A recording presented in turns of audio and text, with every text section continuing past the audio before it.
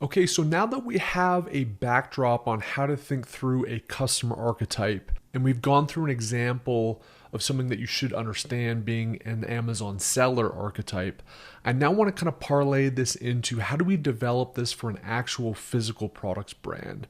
And the case study we're going to break down is that of a golfer customer archetype. Again, this is something that I know well because I golf in my free time. I'm not very good at golf, but it's something that I enjoy doing and can empathize with and think through. So again, if you're thinking through your own physical products brand, thinking through somebody that you know, something that you're passionate about helps to achieve this.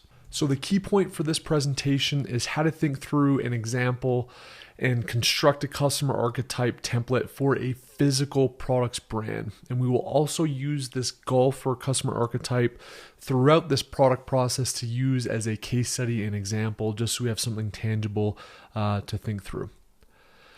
So this is our golfer archetype. His name is Mark. He's a male, married, 37, 2 young kids, and lives in the United States.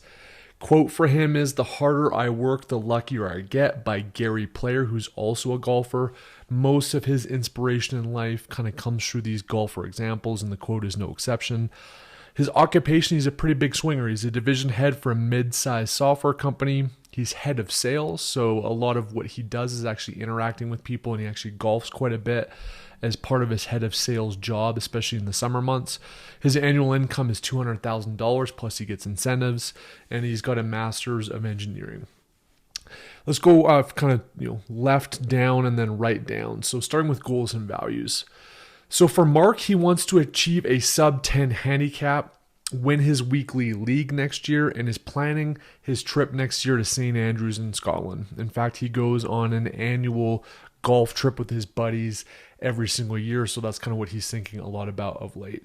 And sub 10 is no joke, right? To hit a sub 10 handicap with kind of a family and kids is not easy, but it's one of his kind of personal goals and probably one of his few personal goals that he has outside of his career and outside of his family. He lives for his weekend round of golf with his buddies. He does it every single Sunday. It's his salvation. It's where he spends most of his time thinking about. It's where he frankly derives most of his self-worth as well. When he has a good round out with his buddies, when he cracks a good joke, when he's showing off, like that tends to be his own personal highlight of the week for his life.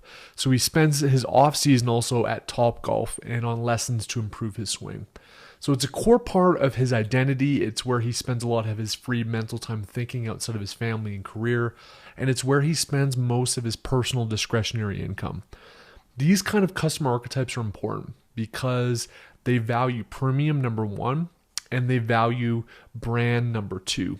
And out of convenience, like most people in the US and Western world, they shop on Amazon to get these products. So we're kind of trying to tap into all these things, thinking through this customer archetype. In terms of sources of info, I'm not going to beat this to death too much because you guys don't necessarily know about golf or necessarily care about golf, but wanted to at least map out how we've thought about this particular person's kind of journey, where they spend time on YouTube, the Facebook groups they care about, the sites and podcasts they may listen to, the influencers that they follow, both as athletes as well as on Instagram.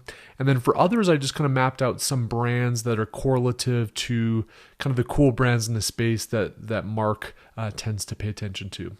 In terms of challenges and pain points, these are things that, again, we can feed into the thought process on product development as well as how we sculpt our brand and messaging. Challenges. So with a busy career and young kids, it's hard for him to hit the range and play enough rounds to get the score he'd like. Again, to hit a sub 10 handicap in golf, you got to have a lot of talent, number one, but you got to put a lot of time both on the range and with rounds. And so when you've got a career and kids, it's difficult to pull that off. So he's got more money than time. That's probably his biggest challenge. Pain points, he wants to play better with less time. He's willing to pay for the right gear. He wants to impress his buddies. It sounds kind of small, but again, if you think about his personal self-worth or excitement is really tapped into that Sunday round of golf with his buddies. So cracking jokes, getting their admiration, getting a new club that everyone kind of looks at, or new gear that people are like, man, where'd you get that? That is super fulfilling for him and kind of feeds into his ego and identity. So he has expensive equipment and wants to protect it as well. That's important. It's not cheap stuff that he purchases. He's looking for time efficiencies and ways to practice. And I think this is an interesting one too. He was a lot cooler once, I think, like we all were.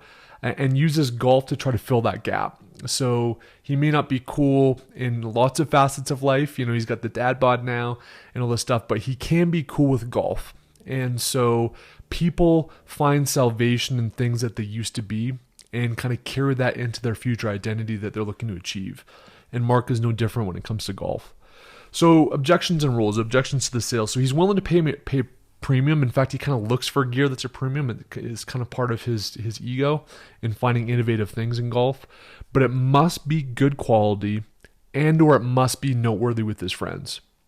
So he wants one of those two things. It should be kind of quality, help his performance, help him play better, or give him something that feeds his ego out on the course. In terms of role in the purchase, it's relatively simple. He has the money, so it's not usually an issue. And he also has the decision-making power to pull the trigger. His wife gives him a hall pass with golf purchases. So this is one of the few things he can do himself without worry, right? There's a lot of things in his life where he, takes a second fiddle, right? He's thinking about his kids first. He's thinking about his wife first. He's thinking about his company and his employees first. But when it comes to golf, that's the one area where he kind of has free reign to do what he pleases when it comes to purchasing products. So this is just a quick breakdown of a physical products oriented customer archetype, in this case with the golf passion niche. This took a couple hours to piece together, and again was a lot easier for me to piece together because I can empathize with Mark in this archetype scenario. I can kind of think through and really picture him in my head and kind of really follow through his journey as a golfer archetype, which made it a lot easier. We're going to tap a lot into this in the product development phase and really in the branding, messaging, and imagery phase as we think through the product life cycle and creating our listings on Amazon and marketing the products and finding influencers. So we'll reference this later on. Hope it was helpful in creating your own physical products customer archetype for whatever areas you're looking to tackle with your Amazon brand.